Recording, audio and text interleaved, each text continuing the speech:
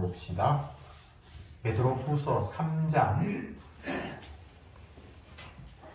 8절부터 13절까지 교독하겠습니다. 3장 8절 제가 먼저 읽을게요. 사랑하는 자들아, 주께는 하루가 천년 같고 천년이 하루 같은 이 한 가지를 잊지 말라. 주의 약속은 어떤 이의 의뢰가 보상하는 것 같이 그것이 아니라 오직 너희를 위하여 벌사하사 아무도 멸망치 않고 다 회개하게 이르기를 원하시는 것이라. 그러나 주의 날이 도적같이 오리니 그 날에는 하늘이 큰 소리로 떠나가고 체질이 뜨거운 물에 풀어지고 땅과 그 중에 있는 모든 일이 드러나리로다. 이 모든 것이 그때 이루어지니 너희가 어떤 사람이 되어야 하나며 거룩한 행실과 경건함으로 하나님의 날이 임하기를 바라보고 간절히 사모하라. 그날에 하늘이 불에 타서 풀어지고 체질이 뜨거운 물에 녹아지려니와. 우리는 너의 약속대로 너희 떠나가 새 하늘과 새 땅을 바라보다. 아멘. 베드로 전서 이어서 후서까지 계속해서 말씀을 살폈는데 이제 거의 막바지에 이르렀습니다. 베드로 사도가 베드로 전 후서를 기록할 때에도 이미 이제 나이가 많았고 물리적인 나이도 많았지만 그 당시 세상 환경이 예수 믿는 사람들을 극심하게 핍박하고 로마의 권력에 의해서 특히 복음 전파하는 기독교인들의 탄압이 극심한 그런 시대에 이런 서신들이 기록되었다는 걸로 봐서 복음 때문에 죽을 수도 있고 또 아니면 늙어서 죽을 수도 있고 이러나 저러나 베드로는 베드로후서를 기록할 때는 거의 마지막이 가까웠다는 것을 직감하면서 이 내용들을 기록한 것으로 그렇게 알려져 있습니다. 성도에게 있어서 가장 큰 기대와 소망은 이 몸을 벗고 주와 한 몸이 되는 것, 그것이 가장 큰 소망이죠. 베드로뿐만 아니라 바울도 그런 이야기를 했잖아요. 내가 빨리 세상을 떠나서 주와 함께 거하기 원한다. 오늘 베드로도 그런 이야기를 했습니다. 새하늘과 새 땅, 우리는 그 약속하신 대로 의에 거하는 바 새하늘과 새 땅을 바라봐도다. 바울의 이야기는 똑같은 이야기죠. 성도의 관심은 늘 주님의 약속에 있고 주님의 약속을 따라가다 보면 결국은 주님과 더불어 영생하는 그 나라, 그곳으로 귀결되게 되어 있습니다. 과정이 어떠했든 결과 때문에 모든 것들이 다 수렴이 됩니다. 결과가 좋으면 그 과정이 어떤 역경이라도 그것은 아름다운 추억이 될 수 있겠지요. 근데 반대로 결과가 꽝이면 과정이 어떠했든 그 전체가 다 의미가 없는 겁니다. 성도에게 있어서 가장 귀한 것은 주님과 더불어 영생하는 것, 그것이 되겠죠. 이 땅을 살면서 아직 그 나라 그의 새하늘과 새 땅을 바라보기 이전의 삶은 누구나 다 땀과 눈물과 슬픔과 고통입니다. 너희는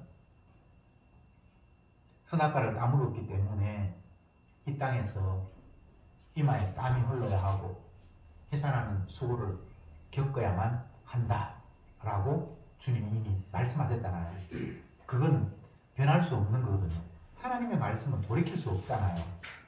그러면 우리는 그 말씀 앞에서 새하늘과 새 땅을 이루는 그 이전까지의 삶은 수고와 땀과 해산하는 고통이구나 라고 수용을 해줘야 되는데 자꾸만 편하게 살 수 있는 방법은 없을까를 구상을 해요. 요 요소만 제거되면 내가 좀 편할 텐데 요것만 가지면 좋을 텐데라는 식의 생각, 이것 자체가 반은약적입니다. 수고가 땀이 없는 인생이 없고요. 해산하는 고통이 없는 인생은 없습니다. 남들 이야기 들어보면 물론 좋은 이야기, 자기가 자랑 삼아 하는 이야기 들어보면 저 사람은 고통도 없고 눈물도 없고 아픔도 없을 것 같은 그런 생각이 들죠. 그럴 수가 없습니다. 이 땅에 태어난 인간, 선악과 따먹고 멸망을 향해서 달려가는 인간 모두는 다 고통과 아픔과 슬픔과 눈물의 세월입니다. 안 그렇다고요? 그러면 하나님의 말씀은 거짓말이 되는데, 우리는 모든 것들을 다 경험해보지는 못하잖아요. 나의 경험은 지극히 파편적이고 일부잖아요. 근데 내 경험 아닌 다른 경험들을 뭐 책을 통해서라든지 드라마를 통해서라든지 남의 이야기를 통해서 들어보면 야, 참 내가 원하지 않는, 내가 바라고 희망했던 것들을 저 사람이 가지고 있는 것 같은데 저것 속에서 여전히 아픔과 슬픔이, 고통이 있구나, 이런 생각을 갖지 않을 수 없습니다. 요즘은 드라마 열심히 보는데 드라마 보면서 나와 전혀 다르게 살아가는 사람들, 재벌과 가문들, 뭐 그런 것들도 드라마에 나오잖아요. 드라마가 허무맹랑한 건 아니거든요. 그들의 실상들을 어느 정도 그들이 듣고 보고 하면서 만든단 말이에요. 많이 가진 사람들이 걱정 없을 것 같은데 내보다 훨씬 더 걱정이 많은 것 같은 그런 생각이 어떨 땐 들어요. 흑수저들은 금수저를 부러워하는데 금수저의 내막을 들다 보니까 그곳에도 여전히 온갖 고통과 아픔과 슬픔과 눈물이 그게 또 있구나 라는 이런 생각을 갖지 않을 수 없습니다. 다시 말씀드립니다. 선악과를 따먹고 태어난 인간은 반드시 이마에 땀이 흘러야 하고 해산하는 수고가 있어야 한다는 것이 주님의 약속이잖아요. 그러면 수고와 땀이 없는 인생이 없을 거란 말이에요. 근데 그런 약속만 있는 것이 아니라 내가 주는 평안은 세상이 주는 평안과 같지 않다라는 주님의 또 다른 약속이 있잖아요. 주님이 주시는 평안 안에 들어가 버렸을 때에 그가 환경이 달라진 건 아닌데 평안을 느껴요. 찬송이 나와요. 성경에는 그런 예들이 수없이 많은데 베드로도 그렇고 바울도 그렇고 예수님의 제자들은 복음 때문에 옥에 갇히거나 매를 맞거나 심한 핍박을 당하잖아요. 옥에서 찬송이 나오고 그 찬송은 그냥 슬퍼서 푸념 삼아 뭐 내 주를 이런 찬송이 아니라 너무 기뻤어. 주님의 그 십자가를 생각할 때에 이 내 꼬라지가 한없이 초라함에도 불구하고 그 피의 은혜가 나를 적셨다는 걸 생각을 하니까 너무 기뻐서 기쁨을 주체하지 못해서 주님을 노래하는, 그게 찬송이잖아요. 그런 찬송이 터져 나온단 말이죠. 육의 관점은 실컷 두들겨 맞고 감옥에 갇혀서 자유도 없이 콩밥 먹는 그런 상황인데 그곳에서 즐거움이 터져 나온다는 건 인간적으로는 말이 안 되는 건데 주님이 그에게 평안을 주시니까 그 안에서 기뻐하면서 찬송할 수 있는 거예요. 우상에게 절하는 게 싫었어. 거부를 했더니만 불구덩이에 집어 던져라는 왕의 명령이 떨어지고 옆에 용왕도 같은 그런 불을 피워놓고 왕이 한 번 더 묻습니다. 사드락과 메삭과 아벳느고야, 지금이라도 늦지 않았는데 내가 만든 금신상 앞에 네가 절하면 저 불구덩이에 던지는 거 내가 면해줄게. 그럴 때 그들이 어떻게 대답합니까? 하나님께서 나를 지키실 겁니다. 만약 그렇지 않다 할지라도 나는 우상에게 절하고 싶은 마음은 손톱만큼도 없습니다. 그래서 불 속으로 던져지는데 그곳에 던져졌어도 신의 아들과 같은 또 다른 한 형상이 그 불 안에 있고 3명이 던져졌는데 4명이서 그 안에서 즐거워하는 그런 모습을 성경에는 기록해 놓았습니다. 이거 소설 아니거든요. 꾸민 이야기 아니거든요. 상상도 아니거든요. 실제적인 일이거든요. 그럴 때 그를 불에 집어 던진 왕이 얼마나 놀랐겠습니까? 그래서 신의 아들인 것 같은 사드락과 메삭과 아벤노고야 빨리 그 불에서 나오라. 이 사람들이 아무 일 없었던 짓이 불에서 나왔는데 옷 하나 거슬린 거 없고 머리털 하나 상한 거 없는데 심지어 그를 불에 집어 던진 그 일꾼이 다 죽었다는 아닙니까? 성경에 나오는 이야기예요. 여러분 이게 상상이 됩니까? 하나님의 일하심은 인간의 자연법칙, 나의 경험 수치를 넘어서는 거예요. 무리를 걷기도 하고요. 죽었는데 주님이 살리기도 하고요. 38년 동안 걷지도 못하고 평생을 안전뱅이로 살았는데 어느 날 갑자기 일어나서 그걸 걷기도 하고 뛰기도 하고 한두 달 다리에 기부스만 해도요. 그 2달 만에 기부스를 풀어도 못 뜁니다. 2달 동안 다리가 묶여 있어서 근육이 힘이 없어서 못 뛰어요. 근데 38년 동안 다리를 사용하지 못하고 앉아 있었는데 어느 날 갑자기 일어서서 뛰어. 이게 우리의 경험치로는 말이 안 되는 거예요. 근데 주님이 그런 식으로 일하신단 말이죠. 여러분이 경험을 했으면 얼마나 많이 경험했겠습니까? 우리가 알면 얼마나 알겠습니까? 이 천지 만물을 주관하시고 자기 뜻대로 운행하시는 그분이 이렇다라고 말씀하시면 좀 받아들여야 되는데 안 받아들여요. 참 이게 이해가 안 되는 점이잖아요. 내가 지식이 부족하면 나보다 지식이 많고 경험이 많은 사람들이 이건 이렇고 이렇습니다 라고 하면 우리는 그 사람에게 의지할 수 있잖아요.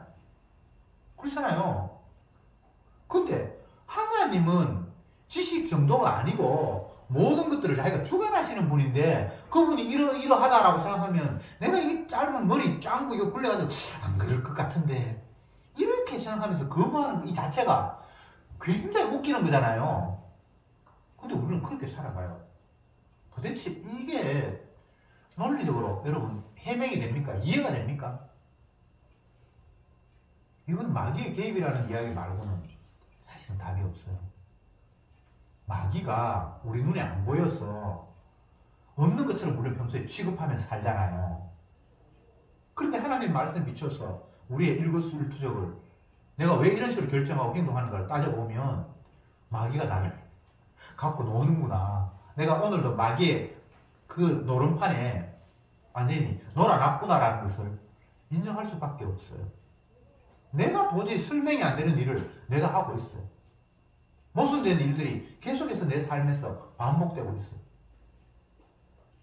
내가 결정하는 것이 완벽한 것도 아니고 맞는 것도 아닌데 나도 모르게 용감하게 결정을 하고 근데 나중에 알고 보니 그게 완전히 언약에 반하는 십자가의 복음의 강체를 가리는 그런 일들을 했고 그게 마귀의 개입이라는 것으로 설명하지 않으면 답이 안 나와요.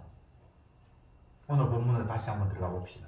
사랑하는 자들아 주께는 하루가 천년 같고 천년이 하루 같은 이 한 가지를 잊지 말라. 베드로가 희한한 이야기를 합니다.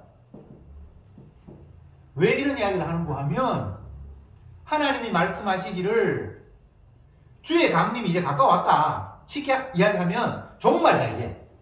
이제 마지막이다. 알고 보면 모아서 곳간에 들이고 쭉정이는 영원히 끄지 않는 불에 태워진다.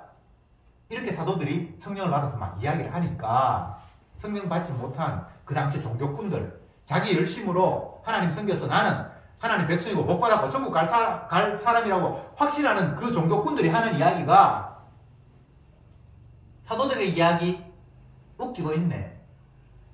주의 강림하신다라는 이야기가 언제적 이야기인데 아직도 세월이 많이 지났는데 강림하기는커녕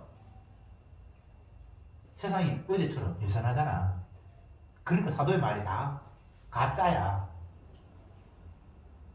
그런 자들을 향해서 하나님의, 다시 8절 봅시다. 사랑하는 자들아, 주께는 하루가 천년 같고 천년이 하루 같은 이 한 가지를 잊지 말라. 그러면 베드로에게는 어떻게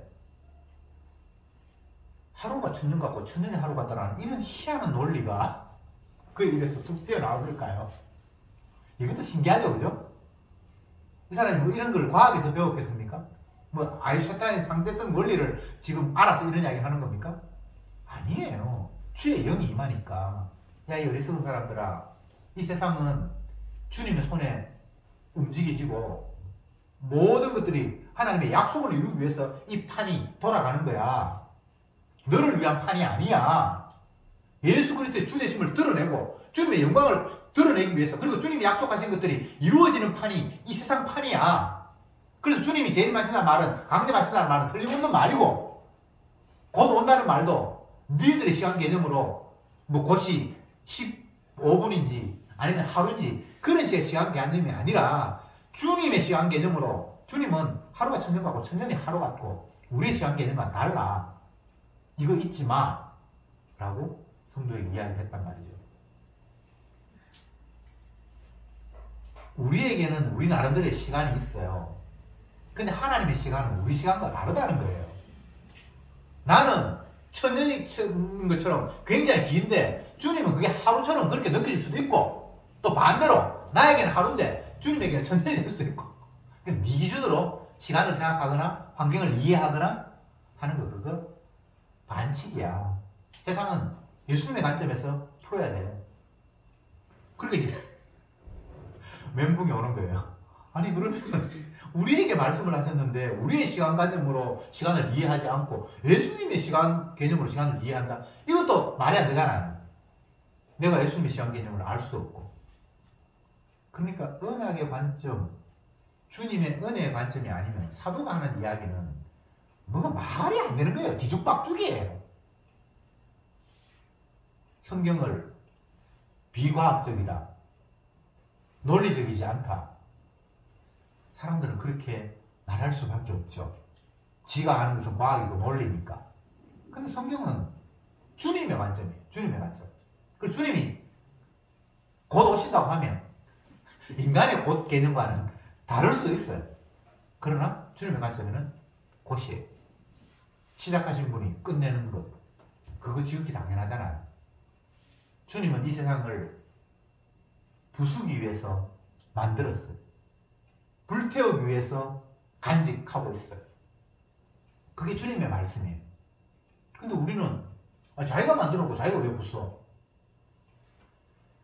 너희들이 보는 이 세계는 잠시 잠깐 있다 없어질 것들이야. 이것은 영원한 것이 아니야. 이것 말고 영원한 것은 따로 있어 라는 걸 보여주기 위해서 이 세상을 임시의 것으로 만들었다고 주님이 말씀하셨어요. 세상에 수많은 사람들이 있습니다. 사람들은 보이는 남과 또 보이는 자기 자신이 기준이어서 그 기준을 가지고 모든 것들을 측정하고 생각을 합니다. 그런데 인간들만 있는 세상에 하나님이 뛰어내려오셨어요. 예수님이 이 땅에 오셨어요. 그러면서 하시는 말씀이 내가 참 사람이다. 너희들은 다 죽은 시체다. 이런 희한한 말씀을 하셨단 말이죠. 그런데 그 예수님이 사람들이 보기에 자기들과 전혀 다른 존재였다라면 한 번쯤 그 말에 대해서 되새겨 보았을 텐데 자기하고 똑같은 사람이에요. 근데 요셉에게서 태어났고 마리아에게서 태어났고 아버지의 일을 따라서 목수일도 했고 누가 봐도 그냥 자기하고 똑같은 사람인데 그 똑같은 사람이 하는 이야기가 나는 하나님의 아들이고 너희들은 마귀 새끼라고 이렇게 얘기를 해버렸을 때에 그 말을 어떻게 받아들일 수 있겠습니까? 최소한 달라도 조금은 달라야 아, 저분은 우리하고 다른 진짜 신의 아들이 맞겠구나라는 뭐가 증거가 있을 텐데 하나도 다른 게 없단 말이죠. 밥 먹고 똥 싸고 잠자고 뭐 어떻게 구분되는 게 없어요. 물론 약간의 기적을 행하거나 그런 차이는 있었어요. 근데 그 당시에 기적 행하는 사람이 예수님뿐만 아니라 또 다른 사람도 있단 말이에요. 여러분, 지금 이 땅에도 초자연적인 일들을 일으키는 그런 무당이나 이런 사람들이 얼마든지 있어요. 무당들이 작두 위를 걷는다 그러고 뭐 희한한 일 있잖아요. 어떤 용한 무당은 나의 미래를 맞추더라. 뭐 그런 거 거짓말도 있지만 실제적으로 있거든요. 그 마귀의 장난이거든요. 마귀가 그런 일을 하거든요. 그러니까 참 이게 우리가 내 경험상 이게 하나님의 아들이다 아니다라고 이렇게 구분할 수 있는 무엇이 없어요. 그러니까 믿는다는 것은 하나님이 선물로 믿음을 주셔야만 믿는 거지. 내가 자세히 보니까 저분은 인간과는 달라. 분명히 신의 아들일 것 같아.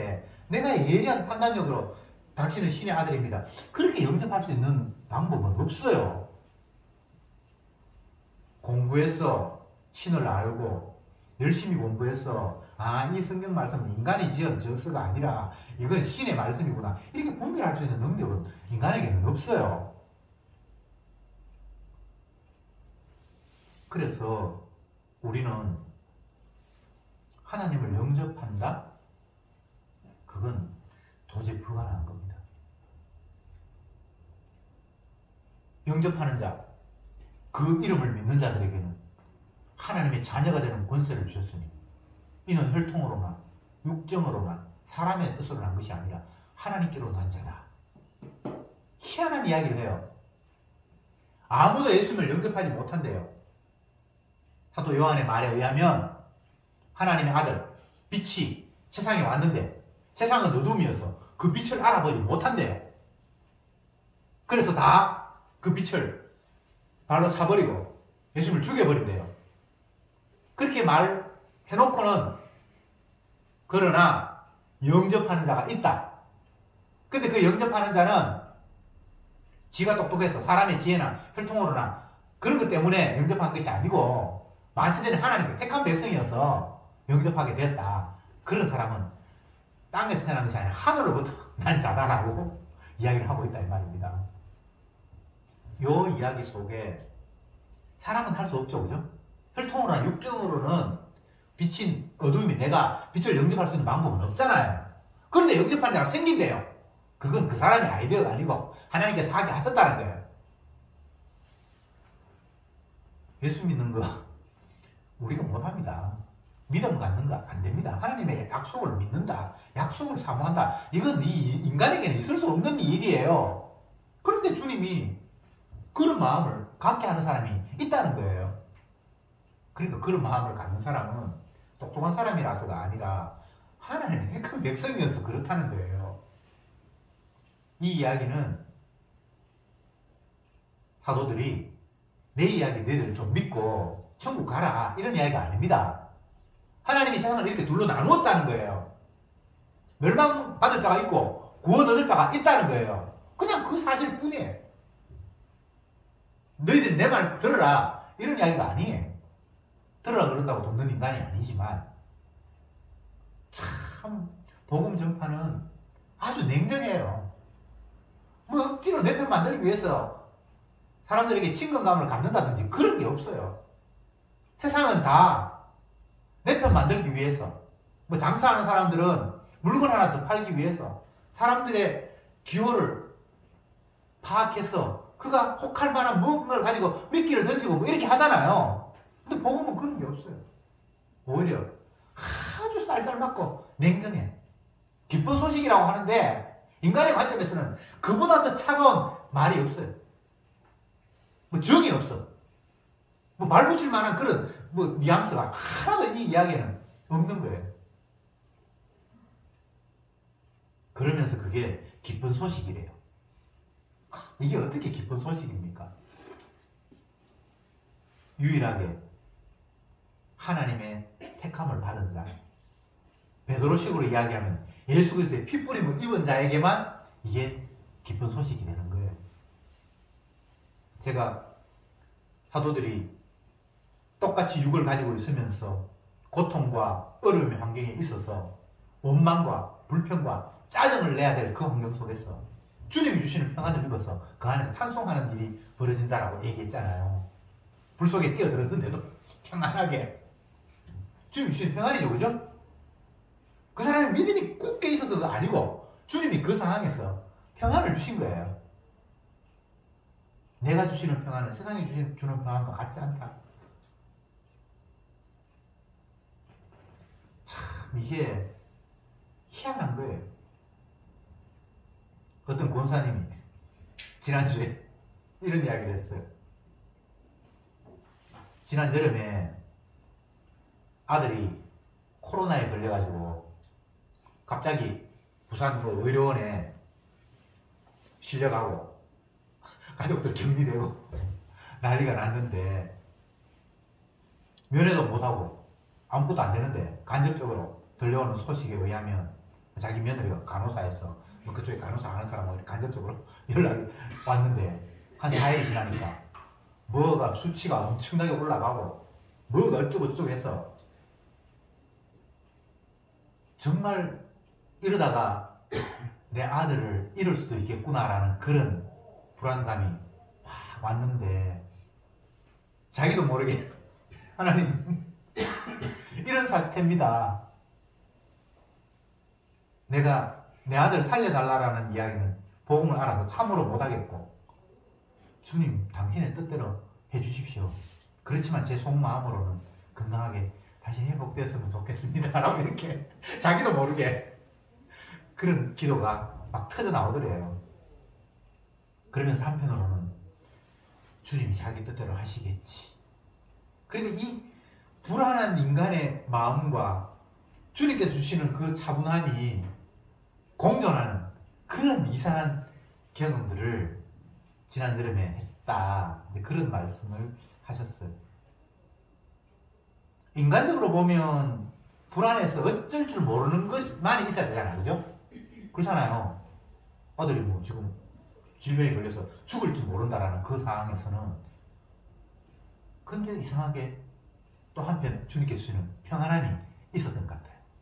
그래서 나는 죄인이고 못 믿는데 이런 못 믿는 나에게 또 다르게 하나님의 약속이 나를 덮고 있구나라는 그 교묘한 이중성, 이게 성도의 모습이에요.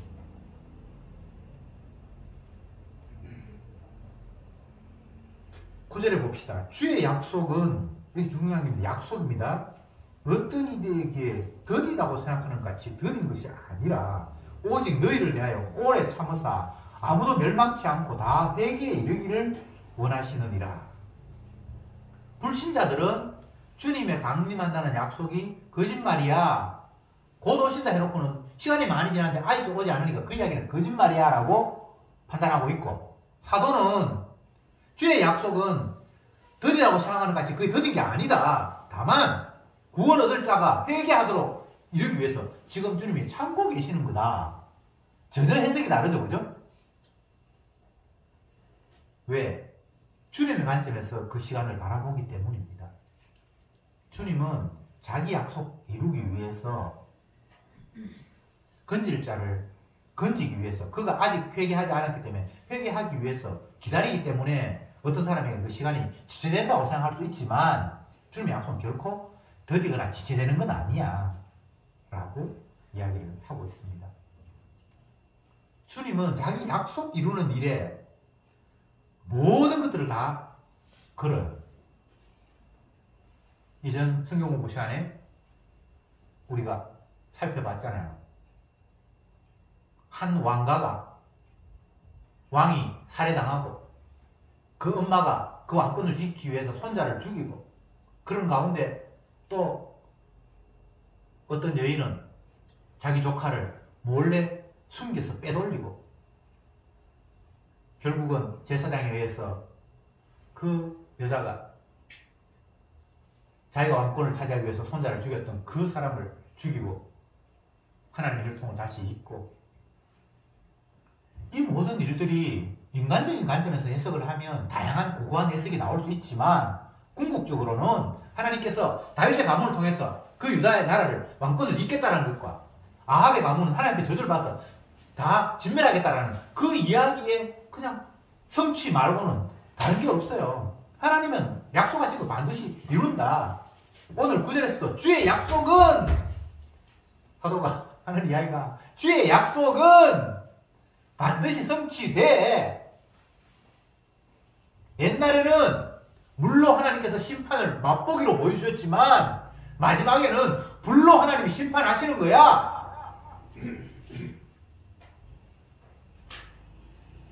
10절에는 그러나 주의 날이 도적같이 오리니 그날에는 하늘이 큰 소리로 떠나가고 체질이 뜨거운 불에 풀어지고 땅과 그 중에 있는 모든 일들이 드러나리로다. 확실히 못 박아버렸습니다. 주의 날이 도적같이 온다. 도적이 온다는 것은 경고하고 오는 거 아니잖아요.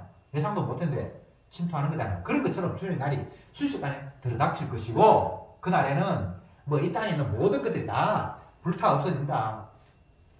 체질이 뜨거운 불에 풀어지듯이. 그러면 내 육체는 어떻게 되겠습니까? 당연히 다 없어지겠죠. 타버리겠죠. 그날이 온다는 거예요. 그러니까 이런 사고를 가지고 세상을 살아가니까 뭐 사람들이 두렵겠습니까? 권력 가진 사람이 두렵겠습니까? 물질 앞에 쩔쩔 매는 그런 삶이 되겠습니까? 물질이고 뭐고 다 타버릴 날이 지금 조석같이 올 건데 그리고 이런 사람들에게는 주의 약속만 두렵지 다른 어떤 환경이 두렵다든지 그런 거 없어요.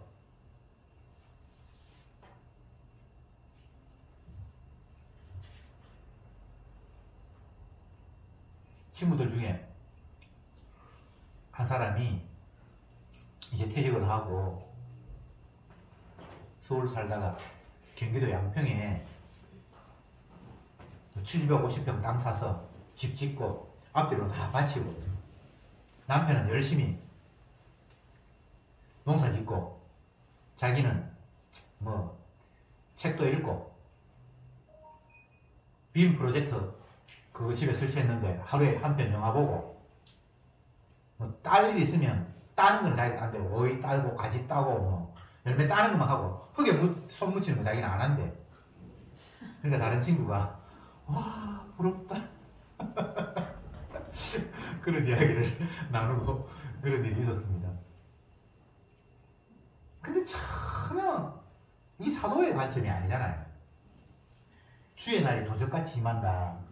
체질이 뜨거운 불에 불사질을 다 태워질 일이 있다. 그런 생각이 전혀 없잖아요. 남들 볼 때는 뭐 나이 어느 정도 들어서 이제 먹고 살만하고 직장 다 퇴직하고 늙어마키 그냥 경기도 조용한 땅에 집 지어놓고 아무 걱정이 없는. 그리고 다른 사람들은 아이고 나는 노후 대비가 없어서 그렇게 못 사는 사람들 입장에서는 그게 얼마나 부럽고 하겠습니까? 근데 그런 생각들은 언약이 빠진 사고방식이에요. 언약이 싹 제외되고 있어요. 가장 중요한 하나님의 약속이 그게 제외된 생각이에요. 이 세상 전체가 약속 때문에 다 돌아가고 있는데 그들의 대화와 사고방식은 가장 중요한 약속만 쏙 빠지고 잠시 있다 사라져버린 이것들이 마치 전부인 것처럼 고정된 것처럼 생각하면서 자랑하고 부러워하고 이런 구도란 말이죠.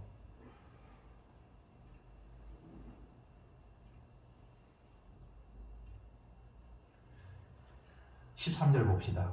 우리는 그의 약속대로 의에 거하는 바 새 하늘과 새 땅을 바라보도다. 성도는 약속을 믿기 때문에 그 약속을 바라본다는 거예요. 이거는 실체가 아니잖아, 그죠?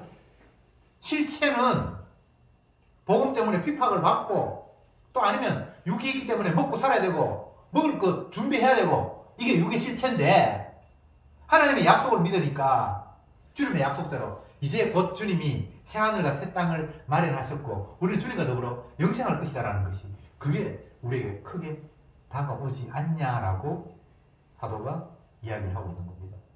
이건 다가오는 사람에게만 다가오지 억지로 강요하는 건 아닙니다. 보여야지 뭐 믿지.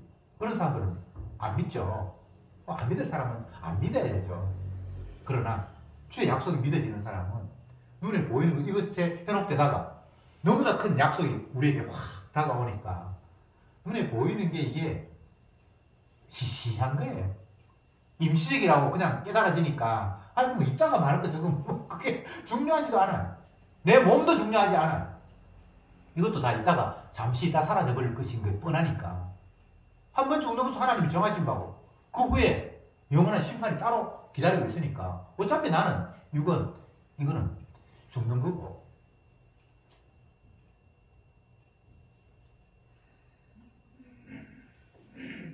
세상은 주님의 약속대로 불태워질 것이고 그 약속을 믿지 못한 사람은 불과 함께 사라져버릴 것이고 주님의 약속을 믿는 사람은 주님이 마련하신 새하늘과 새 땅에 갈 것이고 이게 하나님의 약속이잖아요. 뭘 그렇게 초조해하고 못 이루어서 안달하고 우리가 이룰 게 아무것도 없습니다. 주께서 다 이루셨습니다. 그것도 자기 자신을 죽이면서까지 다 이루셨습니다. 아버지 입장에 봐도 독생자를 죽이면서까지 이루었고 예수님의 입장에서 봐도 자기 몸을 찢으면서 이루었고 구약에는 그 약속을 보여주기 위한 힌트로 아브라함에게 약속하시면서 재물이 쪼개지는 그걸 통해서 하나님이 응답하시는 그런 제사를 명하셨잖아요. 히브리스에서 이런 표현을 썼습니다. 피 흘림이 없으면 용서가 결코 없다. 구약의 수많은 제사, 제물의 피가 흘렸지만 그 피로 온전히 죄를 사하지는 못했고 그건 흉내내기였고 진정한 죄 사함은 흠없는 죄 없는 어린 양의 피, 하나님의 아들 예수님의 십자가의 피가 우리의 모든 죄를 깨끗이 사한다. 사도는 핏부림을 얻은 자에게 이 사실을 다시 한번 기억하라고 생각나게 하기 위해서 이 말을 거듭거듭 반복하고 있습니다. 이것 외에 다른 소망은 없기 때문입니다. 기도합시다. 주님, 당신의 주되심을 만방에 자랑하기 위해서 세상을 운행하시고 약속을 성취하셨습니다. 그런데 마귀는 그 피를 방해하기 위해서 피의 가치를 없이 하기 위해서 우리들에게 끝없는 유혹을 던지고 있습니다. 잠시 있다 사라져버릴 것들이 마치 영구한 것처럼 이 땅에 있는 것들 우리를 영원히 살릴 수 있는 것처럼 자꾸만 이 땅의 것에 마음 빼앗기게 합니다. 물질, 권세, 영광 이런 것들에 우리의 마음을 유혹하고 있습니다. 주여, 다시 한번 주님의 약속, 이 땅은 주님으로 말미암아 영원히 심판받고 불타 없어질 것이고 우리에게는 하나님이 마련하신 새 하늘과 새 땅이 있다는 사실, 이 약속 잊지 말게 하옵소서. 베드로처럼 주님의 사도들처럼 핏부림을 자랑하는 저들이 되게 하옵소서. 예수님의 이름으로 기도드립니다.